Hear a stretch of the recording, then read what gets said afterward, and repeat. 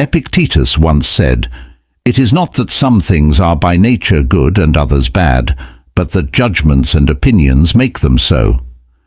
Stoicism is a way of life that helps us figure out which people to trust and respect as we go through life's many relationships and encounters. Today, we'll look at some thought-provoking examples of people who, according to the Stoic way of life, may not deserve our trust and respect. Stoic thought says that we should only trust and respect people when we have to. This is because virtue is more important than anything else. So who should we be careful to trust and respect, from the ghosts of lies to the silent echoes of flattery? Join us as we talk about 9 types of people who make it hard to trust and respect others.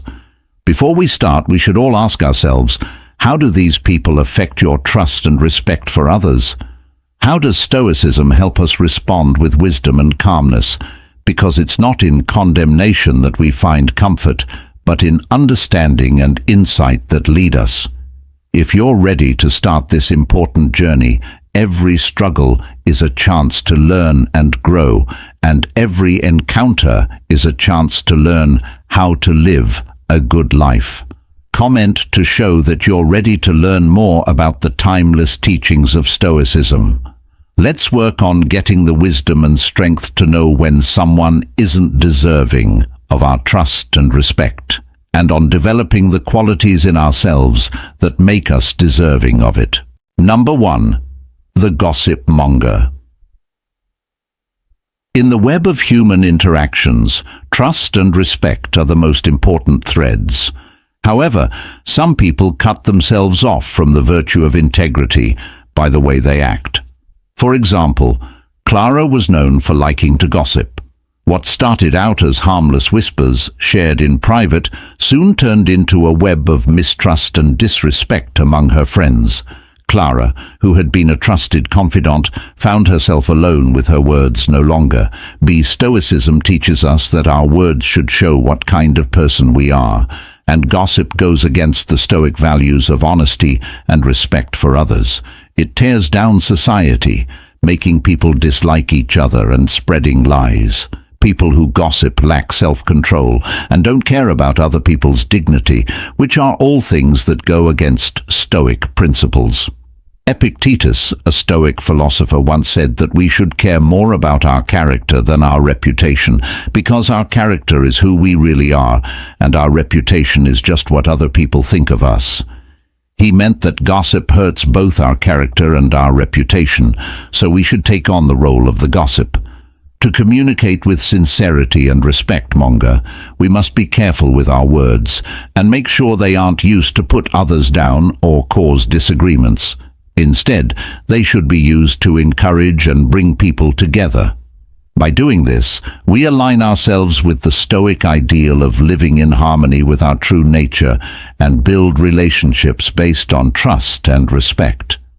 Let this story of Clara serve as a reminder of how damaging gossip is and how important it is to nurture relationships. In the world of Stoicism, the way we say things is just as important as what we say when we want to live a good life. People often think of gossip as idle chatter, but it has a big impact on relationships and social interactions. The main character in this story, the gossip monger, stands for how stories and hearsay spread through communities. By learning about the psychology and effects of gossip, we can see how complicated its role is in how people connect with each other. Social currency. Rumors are a form of social currency that people use to make friends, move up in social groups, and show their power. The gossip monger uses this currency to make money by using knowledge to change people's minds and relationships. Why people gossip? People naturally like to talk about other people because they are curious, they want to make friends, and they want to improve themselves. The gossip monger takes advantage of these drives by spreading stories to further their own goals or meet their own emotional needs. Changes in relationships. Gossip can make people feel closer to each other by encouraging them to share knowledge. But when used intentionally or irresponsibly by the gossip monger, it can also break down trust and relationships. Cultural and organizational dynamics. Gossip is common in many places, like schools, workplaces, and neighborhoods. It shows how cultural norms and power systems work. The gossip monger knows how to work with these processes and changes people's opinions and social orders by carefully spreading information. Though gossip may seem harmless or fun, it can have serious effects that can hurt people's reputations, cause arguments, and cause mental pain for those who are the target of rumors. Knowing the moral effects of talk is important for reducing its bad effects and building a culture of trust and respect. We can learn more about how people behave and how important it is for communities and relationships to have healthy communication by looking at the part of the gossip monger and how gossip works in society. Number 2, the selfish person. Are you often the target of someone's excessive anger or pride? If so, you probably feel slighted and disrespected every time it happens. At the heart of these situations is probably a narcissist, someone who is too focused on themselves, their pride, and their own needs, often at the expense of others. We see narcissism as more than just self-love. It's an inflated sense of one's own worth and a desire to always be the center of attention. The narcissist wants to be admired and doesn't care about other people, which can cause trust and respect to break down. Think about Damien's story. Damien's narcissistic tendencies slowly broke down trust between him and his friends. Damien always wanted to be the star and rarely acknowledged other people's work or feelings. He needed to be validated all the time and couldn't celebrate other people's successes, which made him lonely over time. His co-workers and friends stopped hanging out with him because they wanted relationships based on mutual respect and empathy, which Damien couldn't provide. Stoicism, as taught by philosophers like Marcus Aurelius, teaches us that true self-worth comes from living a good life. Marcus Aurelius himself told people not to praise themselves. Putting an emphasis on a humble and helpful life in the field of Stoicism, narcissists don't deserve trust or respect because they act in ways that go against the virtues of community and the general good. Stoicism tells us to build relationships with people who show respect, empathy, and humility. These traits build trust and genuine respect. So, even though we may meet narcissistic people along the way, Stoicism tells us to be smart about our relationships and choose those who lift us up instead of bringing us down, and share our lives instead of taking over. By doing this, we align ourselves with the Stoic pursuit of a peaceful and good life. Number 3, the envious. There are people in the grand theatre of life who, instead of celebrating the successes of others, look upon them with envy. To spot an envious person, watch how they respond to the successes of their peers. Does their face light up with joy, or does it darken with discontent? People who are jealous don't just want what other people have, they also hold grudges against those who have it. Think about the story of Marcus, a skilled artisan whose co-worker Julia got praise for her great work. Instead of sharing Julia's happiness, Marcus was filled with envy and put down Julia's achievements, which made their peers unhappy.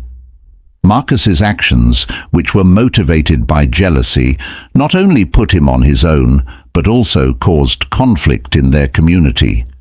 Stoic philosophers who had deep understanding of how people behave warned us about how harmful envy is. One of the most respected speakers in Stoicism said it so well: "If you're feeling jealous, it can eat away at your soul, making you care more about other people's success than your own. This can make you less happy and more focused on your own virtues." So, envy doesn't just ruin our relationships. It also breaks down our character, making us petty and selfish. It keeps us from seeing our own potential and ties us to the successes and mistakes of others. So someone who is jealous doesn't deserve our trust or respect, because their actions aren't based on virtue, but on a destructive desire that destroys the harmony and mutual support that are necessary for a community to thrive. In conclusion, let us try to be people who celebrate other people's successes and see them as a source of inspiration rather than a reason for envy. By doing this, we align ourselves with Stoic principles and build a community of, have you ever been around someone who was jealous? What did you do to keep them from bad influencing your life? Tell us in the comments. Envy is a complicated feeling that happens when we see other people with something we want but don't have. It can be anything from mild jealousy to extreme anger, and it can have big effects on our relationships and mental health. Understanding what envy is and how it works is important for getting along with others and growing as a person. 5 things you should know about the envious. Definition and signs. Envy is an unpleasant emotion that comes from wanting something that someone else has accomplished or is good about them. It usually shows up as comparing oneself to others, which makes a person feel inadequate or less than. Causes and triggers. Envy can be caused by many things, such as comparing yourself to others, thinking that something is wrong, or having low self-esteem. Envy can happen when we see someone succeed where we have failed, or enjoy something we don't have. Effects on the mind. Being envious can be bad for your mental health, causing more stress, worry, and even depression. Comparing yourself to others all the time and feeling bad about yourself can hurt your confidence and stop you from growing as a person. Social dynamics. Envy can ruin relationships by making people angry and hostile toward others. It can make people more competitive and make it harder for friends, family, and co-workers to trust each other and work together. Coping strategies. The first step to dealing with envy is to recognize and accept that you feel it. Feelings of envy can be lessened by being thankful for what we have, focused on our own goals and successes, and showing empathy for others. Having self-confidence and a good view of yourself are also important for getting over envy and making relationships better. To encourage empathy, kindness, and personal growth, it's important to understand what envy is and how it works. We can live a happier and more fulfilling life if we recognize and deal with our own feelings of envy. Number 4, the always critic. Meeting mentors who help us grow and be good people is a blessing in life. These people, along with their helpful criticism, pave the way for us to become better people. But it's important to tell the difference between real advice and the noise of constant criticism. Not all people who criticize are teachers. Some are just critics who don't offer much in the way of solutions. Perhaps you know someone who is quick to find flaws but slow to give help. This person is the perpetual critic. If someone is always criticizing others without thinking about how their words might affect others, they are likely to say hurtful things that aren't meant to be hurtful. The Stoic philosopher Epictetus says that criticism can be seen through the lens of Stoicism, which is based on personal growth and resiliency. Don't explain your theory, live it. This message tells us to pay attention, less on the voices of constant critics outside of us, and more on our own internal compass of morality and reason. A constant reviewer who looks for faults all the time without trying to make things better doesn't fit with Stoic values. If we let these people's words sink into our minds, they can not only stop us from growing, but they can also destroy our sense of peace and self-worth. This means that while constructive criticism can help us grow, The constant criticism often lacks the substance that leads to improvement. It is very important to understand this difference. Accept criticism that pushes you to be good and do your best, and learn to let negative criticism fall off like tree leaves, leaving you unaffected. Let's look for leaders who are sincere and have a purpose, and remember that respect and trust are earned by being constructive, not destructive. By living by Stoic principles, we not only protect ourselves from the unhelpful criticism of the perpetual critic, but we also take an oath that is marked by growth, resilience, and virtue. Number 5. The manipulative individual. Alex lived in a noisy neighborhood. Alex initially drew a lot of attention with his charisma and charm. However, Alex was also very manipulative and often tried to get his way in conversations and situations at other people's cost. Over time, Alex became more and more manipulative. He spread false rumors to sway a group decision or faked distress to get sympathy and avoid taking responsibility. Slowly, people in the community who were once honest and trusting began to see the trends. Alex's deeds rarely matched what he said, and things always seemed to be set up to help him. Alex lost friends and respect. As trust faded, invitations dropped, conversations got shallow, and Alex's impact waned. In the end, Alex found himself alone, a stark contrast to the busy social life he used to have. Alex is a normal member of this group of people. In the tapestry of human interactions, we often find ourselves at a crossroads, distinguishing between words that persuade and those that manipulate. This distinction is crucial, for while persuasion aims to enlighten and foster, understanding manipulation seeks to deceive for personal gain, offering no true value and eroding the bedrock of trust and respect, effect upon which genuine relationships are built. Manipulative behavior is fundamentally at odds with Stoic principles, which value virtue, honesty, and integrity above all. Stoicism teaches us that our actions and words should align with these core virtues, fostering trust and respect in our relationships. When manipulation enters the equation, it erodes these foundations, leading to a loss of trust and ultimately respect. So how do we, guided by Stoicism, recognize and guard against the manipulative individual? First, we must cultivate discernment, a Stoic virtue that allows us to see beyond surface appearances and assess the true intentions behind words and actions. We must ask ourselves, are these words or actions serving a mutual good, or are they designed to benefit one party at the expense of another? Manipulation caused this isolation, not community harshness.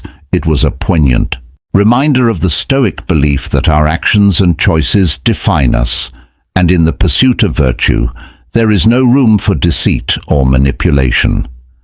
There are people who know how to manipulate others in every social group. It is very important to understand the strategies and reasons behind manipulative people, whether they are in personal interactions, the workplace, or even in society as a whole. We can keep ourselves and others safe from these bad habits if we can spot them. Here are 5 important things you should know about people who are manipulative. Identifying. People who are manipulative often hide their true goals behind aggression, charm, or even flattery. At first look, they may seem nice and friendly, but what they do is only for themselves. To avoid being manipulated, you need to learn to read people's body language and notice trends in how they act. Techniques. To get what they want, manipulators use many techniques, such as lying, making people feel guilty, gaslighting, and playing on people's feelings. They take advantage of their target's flaws and weak spots to take control of a situation or get an edge over it. Knowing these strategies can help us stay independent and fight their impact. Reasons. There is a complicated web of reasons behind the act of manipulation. Some of these are the need for power, control, approval, or money. Some people act manipulatively because they are deeply insecure or have experienced pain in the past. By knowing the person's true intentions, we can relate to them and still keep ourselves safe from their harmful actions. Effects. Manipulation can have very bad effects, including ruined relationships, low self-esteem, and even mental harm. People who are manipulative often leave a mess of chaos and confusion behind them, which hurts trust and breaks down social bonds. Realizing how harmful influence is the first thing that needs to be done to stop it. Defense strategies. We can come up with good defenses against manipulation if we know what we're doing and are aware of it. Setting limits, becoming more bold, and improving our ability to think critically are all important skills that we need to have. Protecting ourselves from manipulators can also be done by surrounding ourselves with helpful and reliable people. By learning about what manipulation is and how it affects people and society, we can work to make society better and more stable. Knowing more about the world is the best way to protect ourselves. Number 6. The flatter. When people engage with each other, honesty is a key part of building trust and respect. However, there is a character in among us called the flatterer, whose fakeness destroys this very foundation. Thomas was known for flattering people too much. His words were sweet, but they didn't carry the weight of sincerity. Over time, his friends started to doubt the sincerity of his praise, which led to a loss of trust and respect. His relationships, which used to be deep, became shallow because he liked to flatter people more than tell the truth. Why are people who flatter others seen with skepticism and weariness?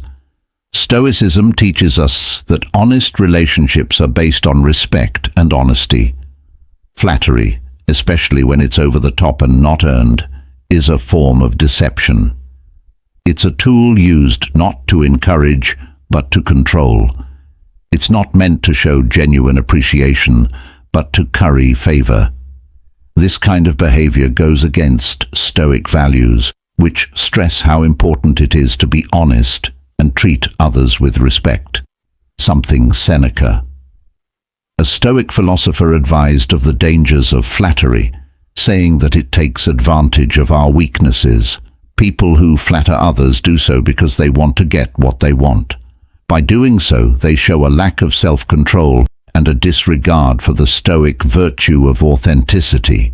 Because of this, we should be wary of people who use flattery as a tool for self-interest and try to build relationships based on honesty and sincerity. We should also resist the urge to be the flatterer, knowing that real respect and admiration come from being genuine.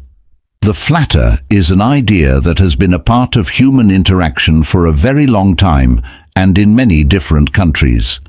With its sweet words and gestures, this subtle form of manipulation often seems harmless, but it hides ulterior intentions below the surface.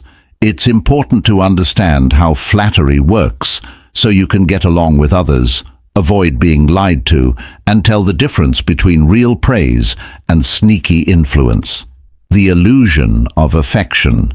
Flattery often looks like real love or respect, creating a false impression of warmth and appreciation, but it comes from wanting to get favor, power, or an edge over other people, which is selfish.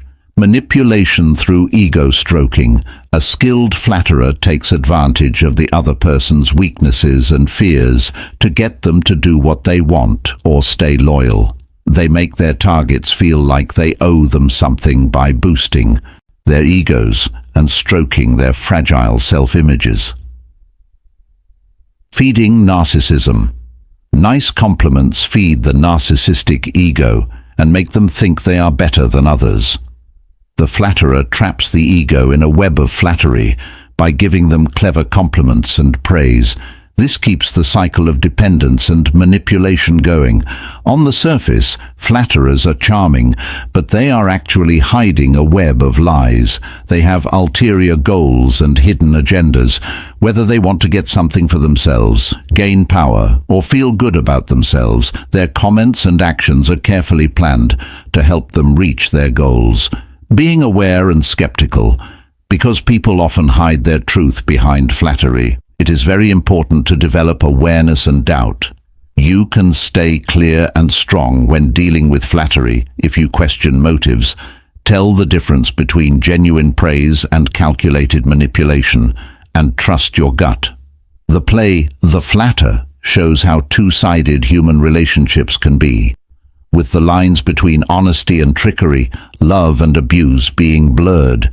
You can protect yourself from its deceptive draw and build real relationships based on trust and mutual respect by figuring out how it works and understanding its many layers. Number 7.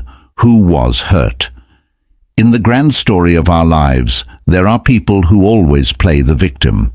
These people often wrap themselves in a mantle of misfortune, not as a real cry for help, but as a way to get sympathy and avoid taking responsibility. They now go through life not as authors of their own fate, but as perpetual victims of circumstance, often taking advantage of other people's sympathy. Take Emily's case as an example. Emily's friends, who at first felt sorry for her, slowly become aware of this pattern, which makes them lose trust and respect for her. They realize that Emily's constant victimhood is not a situation, but a choice, a refusal to face life's problems with independence and responsibility. Epictetus, a Stoic philosopher, said, "It's not what happens to you that matters, but how you react to it."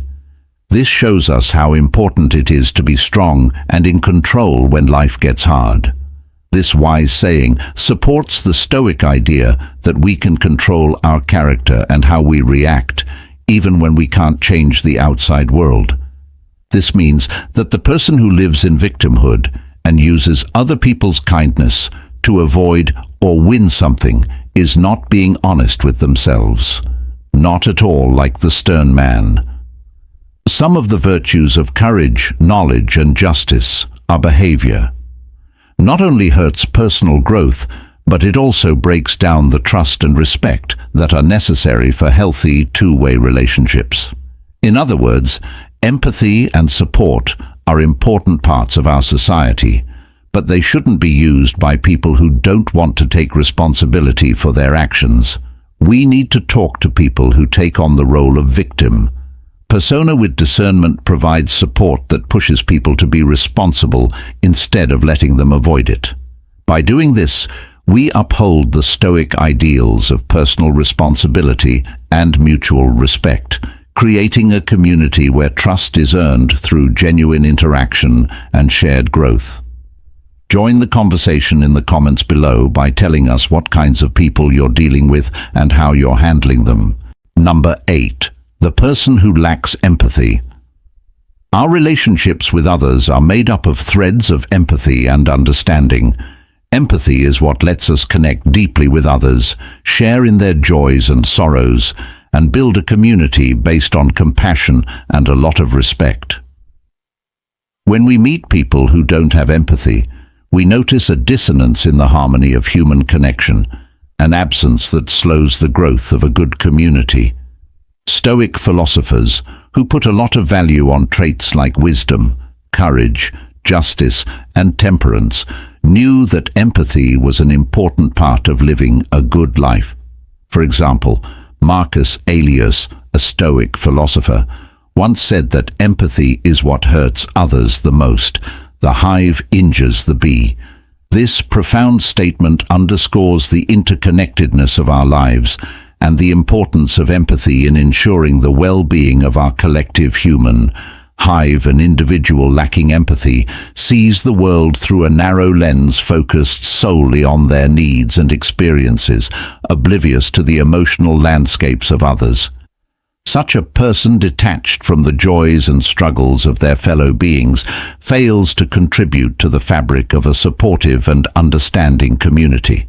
Their absence of empathy not only isolates them, but also diminishes the collective capacity for compassion and shared human experience.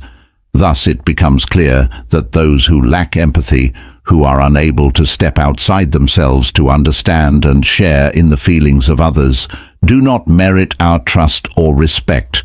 Trust is built on understanding, and respect is cultivated through shared values and mutual regard qualities that are fundamentally absent in those devoid of empathy.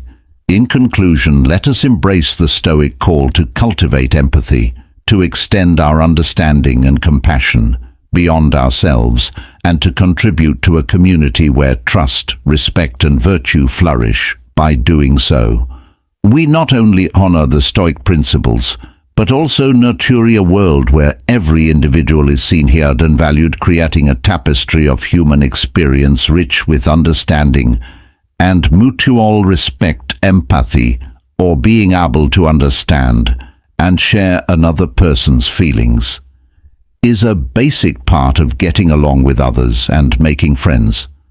But this trait isn't present in everyone to the same degree. Some people have trouble understanding how others feel, which can make relationships and conversation hard. Understanding the person who doesn't have empathy is important for getting along with them and making relationships. That empathy, or being able to understand and share another person's feelings, is a basic part of getting along with others and making friends. But this trait isn't present in everyone to the same degree. Some people have trouble understanding how others feel, which can make relationships and conversation hard. Understanding the person who doesn't have empathy is important for getting along with them and making relationships that are healthier. Lack of emotional awareness. People who don't have empathy often have trouble recognizing or understanding how other people feel. It might be hard for them to understand how someone is feeling through face expressions, body language, or vocal cues. When this happens, they might not seem to care about or understand how other people feel. How hard it is getting along with others. Empathy is a key part of making and keeping relationships. If someone can't relate, it might be hard for them to connect emotionally with others. Both the person who lacks empathy and the people around them may feel lonely or alone because of this. Problems with communication. Empathy is important for good communication because it helps people see things from the other person's point of view and react in the right way. People who don't have empathy may find it hard to talk to others in a way that hits home.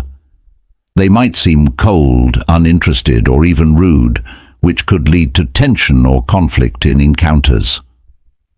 Cognitive empathy versus affective empathy. It's important to tell the difference between cognitive empathy and affective empathy. Cognitive empathy means intellectually getting another person's point of view. Affective empathy means sharing and experiencing another person's emotions. Some people may be great at cognitive empathy, but not so good at emotional empathy, while others may have trouble with both. Possible causes and solutions. Not having empathy can be caused by many things, such as genes, parenting, or neurological conditions like autism spectrum disorder. It might be hard to change someone's natural level of empathy, but therapy, social skills training, and mindfulness techniques can help people become more empathetic and improve their relationships with others. To understand someone who doesn't have empathy, you need to have empathy yourself. We can connect and understand them better if we treat them with patience, kindness, and a desire to see things from their point of view. Number 9. Those who judge. What do you think of when you hear the word judgment?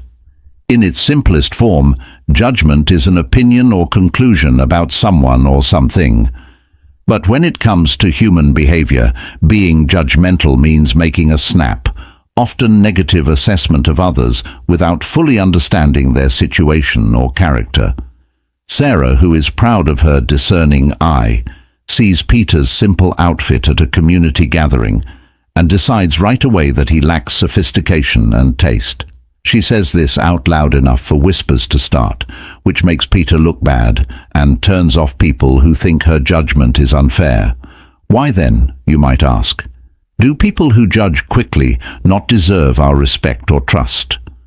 Stupidity comes from understanding, not judging on the surface. It says that each person, with their own set of problems and experiences, deserves our understanding, not our judgment. Epictetus, a Stoic philosopher, once said that we have 2 ears and 1 mouth so that we can listen twice as much as we speak. This shows how important it is to listen and understand before forming an opinion. Sarah doesn't follow this advice because she judges others. As a result of their lack of insight, which is necessary to earn trust and respect, their decisions do not lead to growth or understanding. Instead, they spread negativity and division. It is normal to have views. Stoicism tells us to be careful, have empathy, and really understand how complicated people are. People who judge quickly should stay away from these ideals because they hurt trust and respect. Let's try to live by the Stoic principles of wisdom. Justice, bravery, and moderation help build a community where people can understand and care about each other. Win over criticism and disagreement. He who walks with the wise grows wise seems to be a rule that helps us find good company as we look into people who might not deserve our trust and respect, from the jealous to the uncaring, to the constant critic to the fake flatterer. We find not only people to avoid, but also people who reflect our own choices and actions. Stoicism doesn't just tell us to stay away from certain people, it also tells us to find those who help us grow in virtue and peace. When choosing friends, partners, or co-workers, let's follow the Stoic advice to surround ourselves with people who make us want to be our best selves, who share our commitment to virtue, and who help us live a happy, peaceful life. Remember the counsel of Marcus Aurelius: the company of just and righteous men is better than wealth and a rich estate. Thus, as we journey forward, let us choose our companions wisely, for they shape our path to a virtuous, fulfilling life.